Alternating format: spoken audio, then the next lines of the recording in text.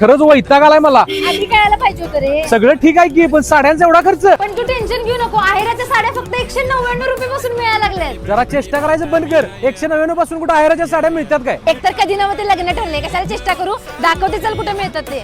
हे बघ, हे गजलक्ष्मी होलसेल साडी डेपो. इथं आहेराच्या साड्या सुरू होतात फक्त 199 रुपये पासून. काय केवढं मोठं दुकान नाहीये, गर्दी का चेष्टा.